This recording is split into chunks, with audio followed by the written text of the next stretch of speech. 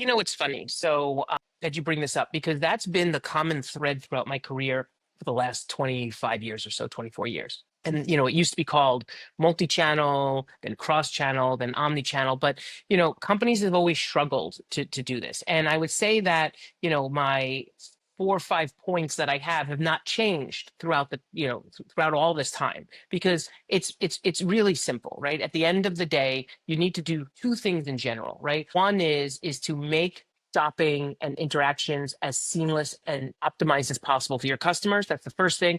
And the second thing is it's how do you set up a framework and just to be completely frank, to be able to, let's say, pull that customer lever, those micro levers when they're available, right? So when they're in need. So for instance, somebody had a really difficult day, at work and they were planning on cooking for their family and they're at a stoplight just thinking, my God, I don't really, cooking is the last thing I want to do. I'd rather order a pizza, for instance, just as an example. And the thing is that you have that sort of micro moment right there, right? They're at a stoplight right there. If they get home, it'll be too late because it'll be quicker to just cook pasta than wait for the delivery driver.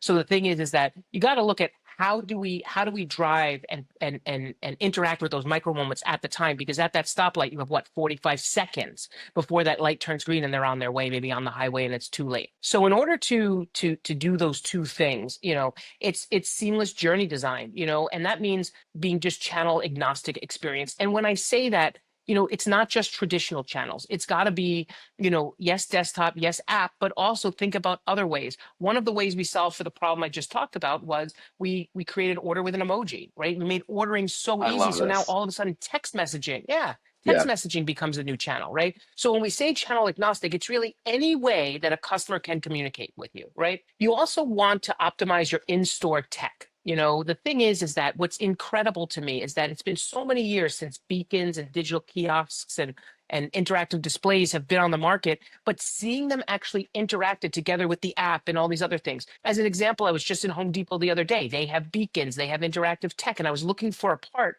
but I had to actually hunt down an orange vested person for help when really they could have. I opened the app and I was in the app looking for things, and they even have a store view, but it wasn't giving me information that they otherwise could have done. I think that was a huge miss.